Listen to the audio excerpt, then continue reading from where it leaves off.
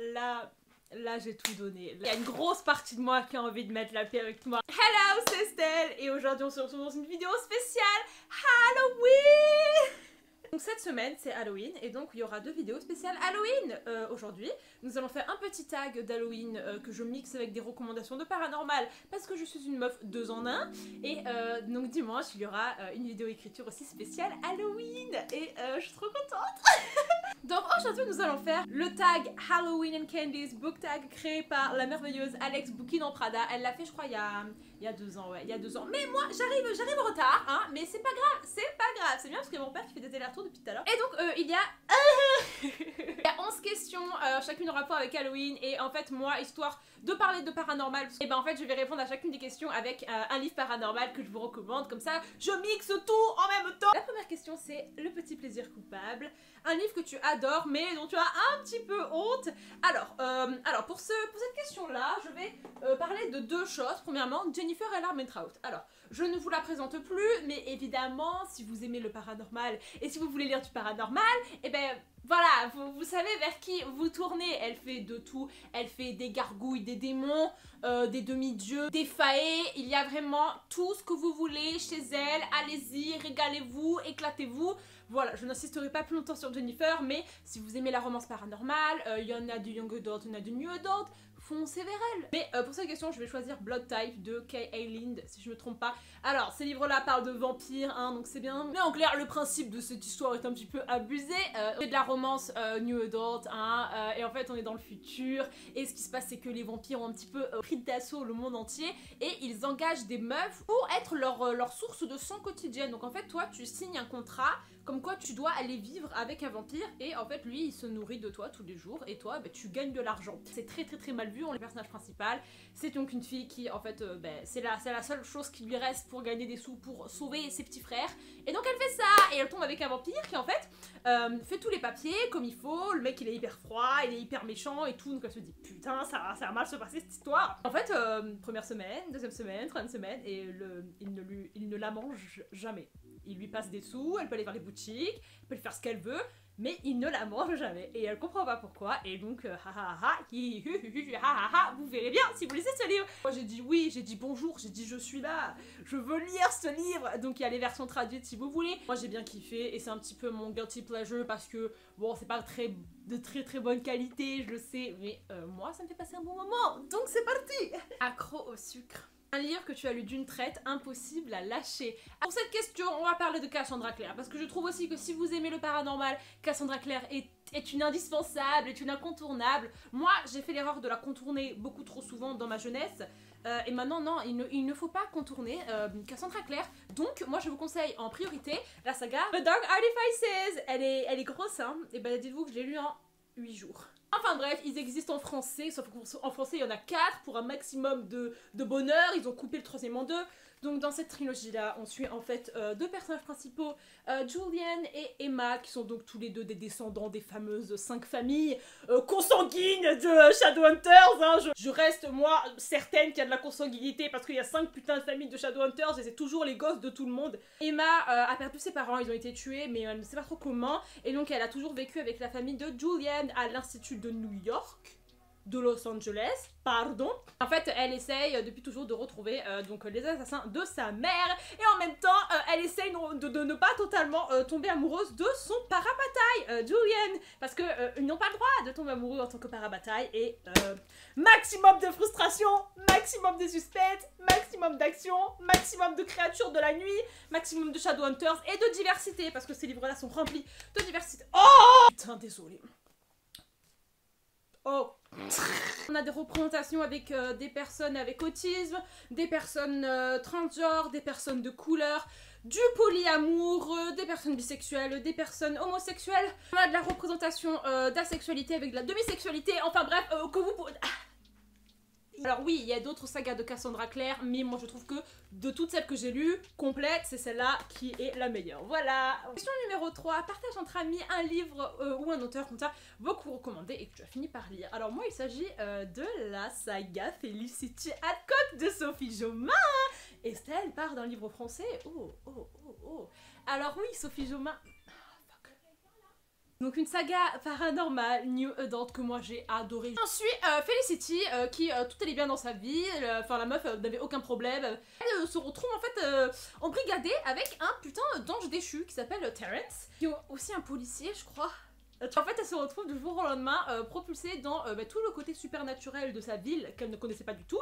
Il y a des démons, il y a des vampires, il y a des... je sais pas, non, il y a un loup-garou ou pas? Toutes les créatures existent et en fait, sa maison, il y aura toujours des gens chez elle et puis surtout, elle va avoir un petit triangle amoureux avec elle et un ange et elle et un démon. Putain, je suis désolée Stan, je ne sais pas, je ne sais plus qui tu es. Et c'était hyper fun, hyper léger et surtout très drôle. Les réactions de Felicity, elles étaient genre hyper vraisemblables parce que voilà, la meuf tout d'un coup, on lui dit que les anges existent, on lui dit qu'il y a des putains de démons chez elle. Et voilà, bon en fait j'ai aimé le côté très frais.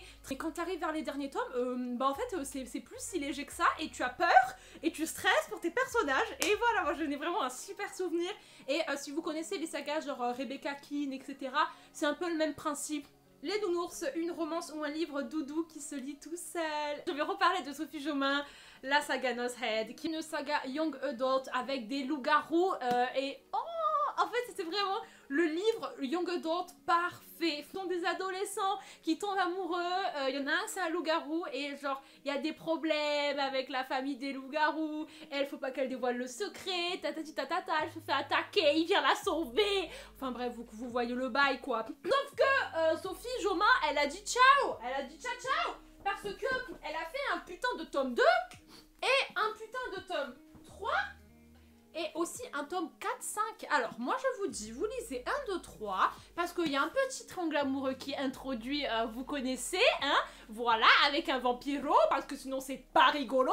Et à la fin du 3, et ben vous êtes heureux et vous n'avez pas besoin de lire 4-5. Donc voilà, très doudou, très cucu, très YA, hein, mais on adore et moi personnellement je le relirai avec joie.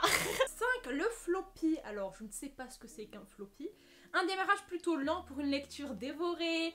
Alors encore une fois, je suis désolée, je vais radoter, mais ils sont là, je ne les toucherai pas parce qu'ils sont trop bien emmitouflés. Mais la saga Wolfsong de TJ Klune, c'est moi. Loup-garou, meute de loup-garou, des histoires de mates, d'âmes sœurs, tout le monde est LGBT, on a des couples MM, des couples FF, et des histoires qui sont très poignantes, un style d'écriture très poétique, et tu n'as pas envie de quitter cet univers. Alors oui, étant donné que ça se veut un peu spirituel, un peu profond dans l'écriture, ça démarre assez lentement, tu comprends pas forcément où ça va t'amener cette histoire quand tu lis le tome 1, mais au fur et à mesure, en fait, c'est quand tu réalises que t'es plongé dans l'histoire, c'est trop tard, tu es accro. Tout se traduit en français, vous pouvez les lire et vous régaler, et voilà, ce sont des livres qui sont très doux, très beaux, voilà, ce sont vraiment la beauté de l'écriture, la beauté des émotions, la beauté des liens familiaux. Concernant la romance, elle arrive à la fin, mais elle envoie du lourdeau. En fait, vous pouvez très bien lire ces livres jusqu'à la romance, et dans ce cas-là, c'est Young Adult, et à la romance, ça devient New Adult. Donc du coup, vous pouvez lire ce livre et ne pas lire les pages de la fin si vous aimez pas la romance, et ça passe tout seul, voilà. Question 6, les crocodiles, un livre ou un film effrayant que tu adores. Alors, je n'ai pas peur quand je lis un livre, et je n'ai jamais lu d'horreur ou de trucs comme ça. Du coup, histoire de rester dans le thème du paranormal, je vais vous présenter un livre qui je trouve a des vibes très originales et des vibes très stressantes. Il s'agit de la saga rhapsodique de Laura Thalassa. C'est donc un très vieux livre, et elle l'a sorti il y a un petit moment déjà. Je suis une sirène qui donc vit dans le monde des humains, etc. Mais il y a une ambiance hyper chelou dans ce livre, vous savez, hyper mystique.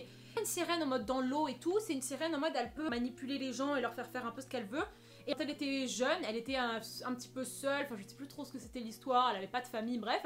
Et du coup, elle utilisait des vœux à un espèce de génie, parce qu'il y a une histoire de génie qui pouvait en fait lui donner des vœux. Et du coup, quand elle était petite, elle a un petit peu abusé de ce génie et elle a demandé plein de vœux. Quand elle est donc jeune adulte, le génie revient et lui dit « Chérie, il est l'heure de payer pour tous les vœux que tu m'as demandé en étant enfant. » Être un petit peu leur romance entre tous les deux, et en fait, je me rappelle plus tellement ce qui se passe, mais je me rappelle de l'ambiance hyper lourde, vous savez, c'est... Ouh. Il me semble bien que c'était du Young Adult, New Adult, un petit peu un mix entre les deux. Pas tout le tome 1, moi j'en avais des super souvenirs, donc tentez-le si jamais ça vous dit, parce que c'est vraiment hyper original. C'est pas souvent qu'on a des histoires avec un bargainer comme ça, un mec qui te fait des vœux et que toi après tu dois les payer. Et Dragibus, une lecture marquante, impossible à oublier. Et bien moi pour ça les amis, je vais vous parler de One and Only Vampire Academy. Donc ce livre est sorti en 2012, 2009, 2005, je ne sais plus, mais pour moi c'est vraiment la base en fait. C'est une grosse trilogie YA paranormale où on suit donc une espèce d'école de vampires et ça ressemble très prochement à la saga Covenant de Jennifer L. Armentrout. Si vous avez aimé Covenant, vous adorez aussi Vampire Academy parce que c'est le même principe, que les vampires ont un petit peu des pouvoirs magiques et que il faut un espèce d'autres types de gens pour protéger ces vampires. On suit le personnage de Rose, une personne de cette race qui doit protéger un vampire et donc elle est associée à sa meilleure amie qui elle est un vampire et donc elles travaillent toutes les deux depuis le début. Ça commençait à être un petit peu tendu pour donc sa copine vampire et Rose s'est dit que la meilleure manière de la protéger serait carrément de partir de leur école de vampires pour faire leur vie un petit peu ailleurs parce que voilà c'était trop toxique pour sa meilleure amie qui a des gros problèmes de santé mentale, qui se scarifie etc.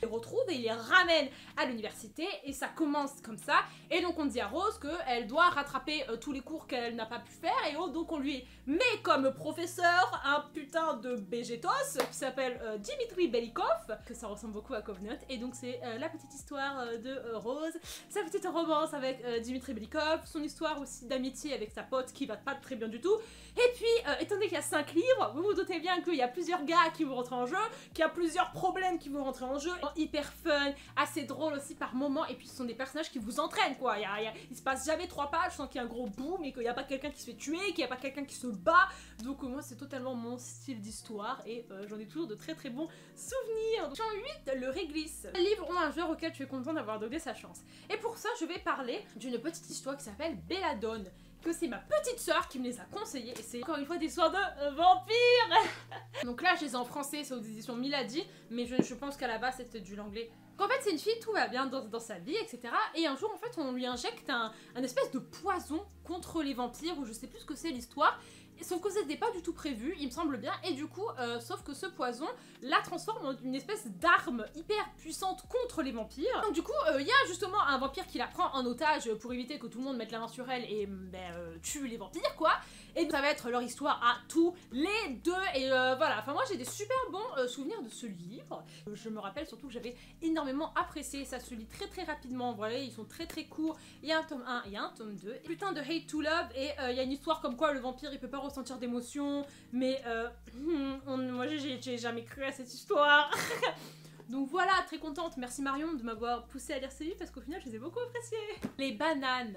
Lecture exotique qui t'a fait voyager. Alors pour cette question, c'est pas totalement exotique qui m'a fait voyager, mais c'est plutôt que j'ai trouvé original. On suit l'histoire de Simon Snow qui est un espèce de magicien et en fait il est dans cette école de magie, un petit peu comme Harry Potter, c'est un peu un espèce de remix d'Harry Potter. C'est depuis qu'il est tout petit qu'il est un petit peu le sauveur, l'élu, donc c'est lui qui a reçu le pouvoir magique de tata. Et du coup, il est entraîné depuis qu'il est tout petit par un mage spécialisé pour qu'il apprenne à contrôler ses pouvoirs et pour qu'il soit prêt donc à être ce fameux élu. Et donc, il se trouve qu'il est en roommate donc avec ce gars qui s'appelle Basilton. Et donc lui, en fait, c'est un vampire, mais personne ne le sait. Et ce qui se passe, c'est qu'au tout début, ils se détestent, mais genre vraiment, ils se détestent, mais c'est parce qu'il y a une petite assurance entre eux et qu'ils n'arrivent pas vraiment à l'accepter. Ils vont être embarqués dans une énorme aventure qui va les rapprocher, et c'est leur histoire. Et moi, j'ai trouvé ça hyper mignon. Et dernière question, la crise de foi. Une lecture too much. Les livres too much, tu as dit too much? Moi, j'entends McDo, là. J'entends Burger King, là. Je me dirige vers là où tu sais. Quand tu me dis too much, je te dis Faith King, tout simplement. Je peux pas. Oui, je rabâche. Oui, vous les connaissez. Vous, voilà. Hein, sérieusement, c'est un délire. Ces livres, c'est vraiment un délire. Enfin, faut... Donc en fait, Faith King, c'est une autrice française, de romance, paranormal, et là c'est des loups-garous. Ces putains de loups-garous, ils ont besoin d'une autre race supernaturelle pour leur donner de l'énergie. Ça s'appelle donc des ronces. Et comment ils leur donnent de l'énergie? En couchant ensemble, tout simplement, hein. Donc on fait une espèce de cérémonie, quand la ronce elle a 18 ans, hop, tu vas aller avec loup-garou machin, tu vas aller avec loup-garou truc, etc. pour travailler pour lui. Et on suit donc l'histoire de deux ronces qui ont des problèmes avec leur pouvoir. Et ben voilà, hein, c'est leur histoire avec leur loup-garou, vous savez très bien ce qui va se passer, moi aussi. Et est-ce qu'on a kiffé? Oui. Faith Kin égale abus, de toute façon. Et moi moi je suis toujours présente pour l'abus. Voilà, c'est fini pour moi. En fait, tout le monde critique Célie parce que c'est vrai que depuis Twilight, c'est un petit peu le genre qu'on dénigre et qu'on raille, qu'on dit oh là là, tu es paranormal, comme Twilight, mais moi j'adore. Bonjour, j'adore. Donc si vous avez d'autres recommandations paranormales, et ben donnez-les-moi parce que je les veux, j'en ai besoin, les amis. Et voilà, donc j'espère que vous avez aimé, que je vous fais des gros bisous et je vous dis à plus tard dans une prochaine vidéo.